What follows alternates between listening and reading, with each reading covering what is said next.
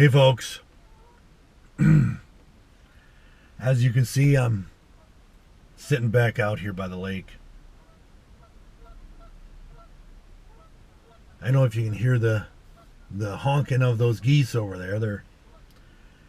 They're upset that I'm sitting here next to the grass that they were munching on. Anyway, it's kind of a rainy day, and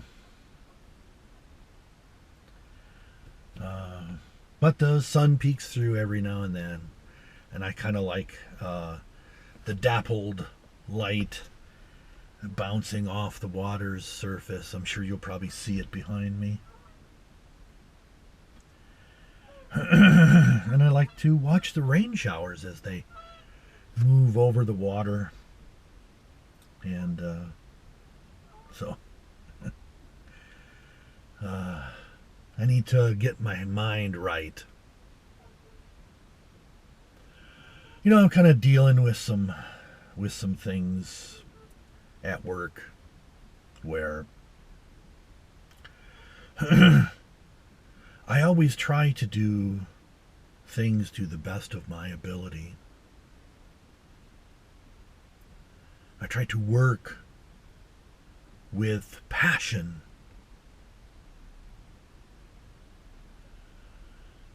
And and sometimes those that are in positions of authority above don't understand what I'm doing or why I'm doing it or maybe even how I'm doing it. Even though I try to do the briefings and keep folks up to speed and whatnot. So at times I run into difficulties because of those passions, not just to do good work, but to do the very best work that I could possibly accomplish.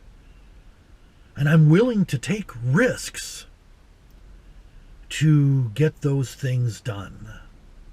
And I've been told by other folks, Tom, you could hurt your career if you don't accomplish what you've promised and bring it through to fruition.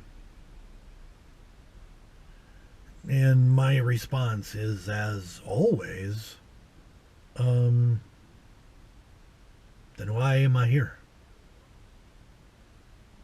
If I'm not here to do my best, if I'm just punching out widgets, then I don't want this job.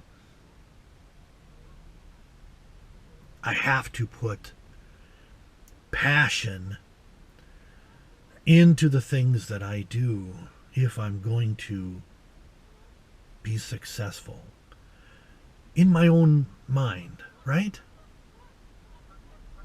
And I know I've got that terrible sense of responsibility that's maybe overwrought. But I just want to do the best that I can. Let the chips fall where they may, right? It reminds me of a quotation by Joyce. And reminds me of a young guy that I used to know when I was a really young guy. His name was Johnny Joyce. Johnny was a very good-looking guy, and he lived in South Minneapolis, and this was in the Wayback Machine, back in the late 70s, early 80s.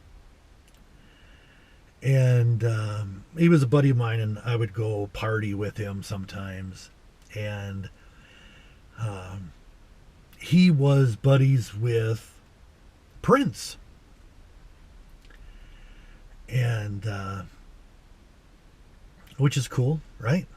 And this was kind of really before Prince got big, and so we went over and partied at the house that Prince owned, the old house that he grew up in, and it was just packed with people. Because, he was already in the music industry. He just hadn't made it big yet. And so we got to meet people and shake hands and stuff like that. So that was kind of fun. But I remember meeting Prince, and he was about a foot shorter than me. But he was just so intense. And I shook his hand. I didn't have a long conversation with him. He was going one way, basically. I was headed another. But he knew Johnny, and he stopped to talk to Johnny. And they'd grown up together, right?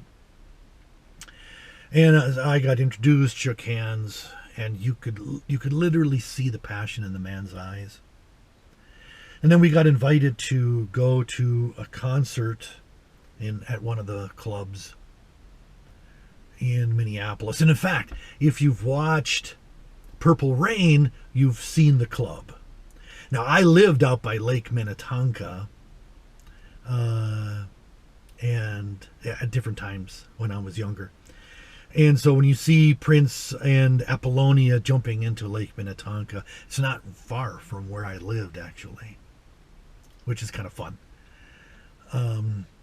But there was a very, very passionate human being. And when I think of this quote by James Joyce, I don't know if any relation to Johnny, but James Joyce said, "'Tis better to pass boldly into that other world in the full glory of some passion than fade and wither dismally with age."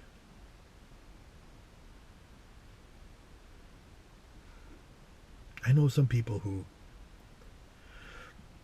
fade and wither dismally. I know others who hold on to their passion, or some passion, throughout their life, and I think it's great to hold on to passion, because it's the reason to live. Otherwise, you might as well just close up shop. You know what I mean? Anyway, I do my best to work from a position of passion. I don't always succeed, but I always give it my level best. James Joyce also said, "God spoke to you by so many voices, but you would not hear."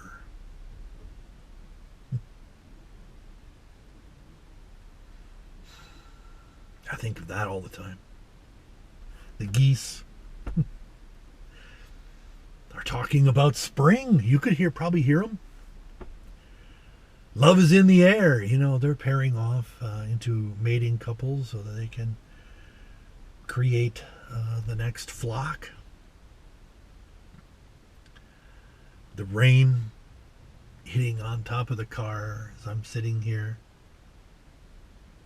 All of these, to me, are the voices of God that are put there in order to make me think about the impact that I'm having on the world, on other people, on those that are my friends, my family, of course, and I want to have the most positive impact possible. Not some sort of pseudo BS thing, right? Like, I see people all the time and they've got recycling bins out in front of their houses, but I know that, I mean, so they're saving their plastics and they're saving their glass. Wonderful. Okay, that's great. But then they they do things that just make me shake my head. I know some people in my neighborhood that they do all the recycling things, and I saw them at different times where their dog will take a dump in somebody's yard and they'll just walk away from it, right? And I saw the gentleman once pick up what his dog left behind in a plastic baggie, tie it up, and then pitch that plastic baggie out into the woods.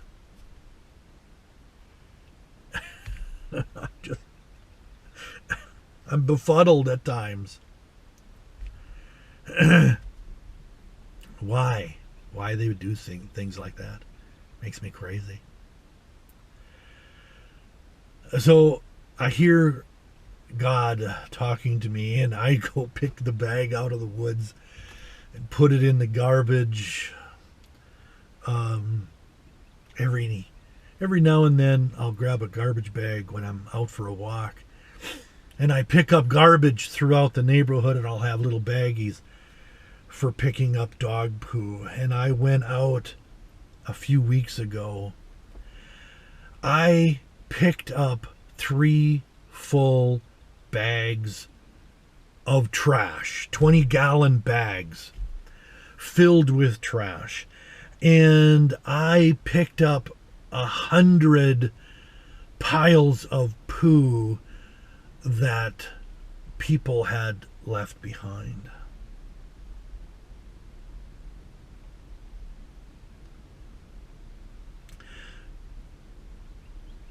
Part of God speaking to me is kind of like, I got to do better. So I try. Last thing is interesting to me, especially in talking about my job and my career. I'm eligible for retirement now. I'm just waiting, putting in that last effort, right? And I know I look very young, but eligible for retirement is kind of mind-boggling. James Joyce says, "My soul is filled with decayed ambitions."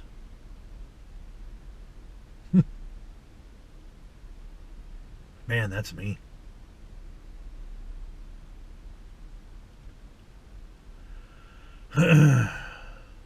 Back when I was in the military. God, so stupid.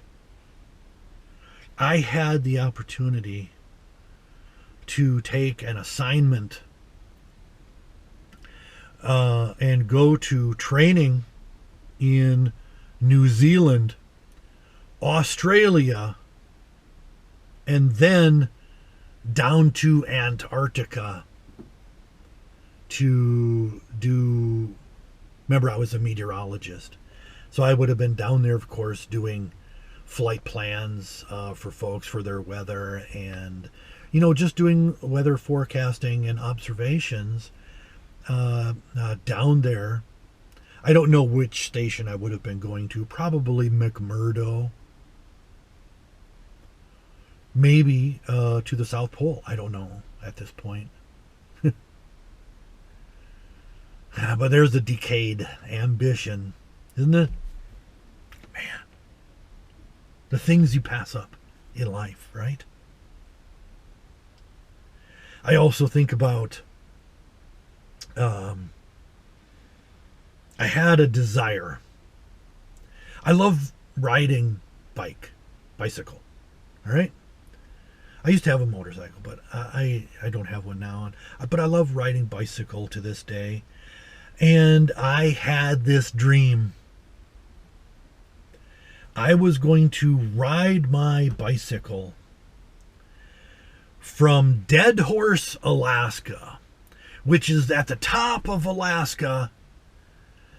And I was going to ride my bicycle down to the bottom of South America to Tierra del Fuego.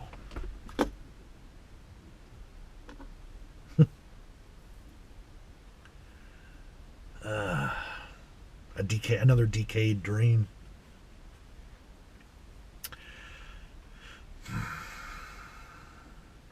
We all have them.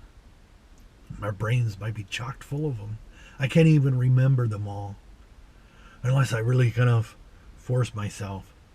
And then I wonder about what I've actually accomplished in life. I know I've done well in my career. I've raised a couple of beautiful children. Things like that. I know that I've had a more positive impact on the environment than I have negative. And though those things are all well and good, but so many of those passions I did not do. Things that I wanted to accomplish. I wanted to study jiu-jitsu, never did that. I wanted to be able to bench press 500 pounds. And I was working my way towards that goal, and then my shoulder blew out at about 412 pounds. And I was in the middle of a lift, and my shoulder went punk. That was my fault, because I wasn't ready to move up to that weight yet. Stupid. But I want you to think about your passions. Think about the passion for the things that you're doing today. Think about those decayed ambitions, or maybe they're just beginning to decay. They're decaying out there, and maybe they can be resurrected. Maybe I can still, when I retire, ride my bicycle. Take it easy, right? I don't have to, there's no timeline of what's necessary. Ride my bicycle from Dead Horse, Alaska to Tierra del Fuego.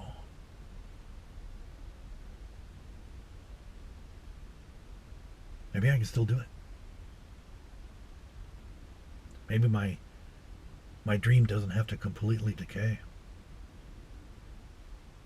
Anyway, I just thought I'd share that stuff with you folks. Please like, share, and subscribe as I build this channel. I don't know if you've noticed. I don't know if you've seen.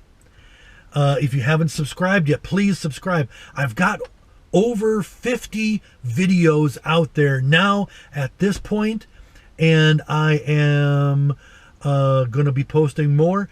And some of them really hit with people, some of them don't. But if you take a look at even the ones that have low viewer numbers right now, I think a lot of them you'll really like. Some of them are a bit difficult. Remember, I'm a recovering university professor. But take a look, all right? Anyway, that's it, friends. I'll chat with you later. Bye.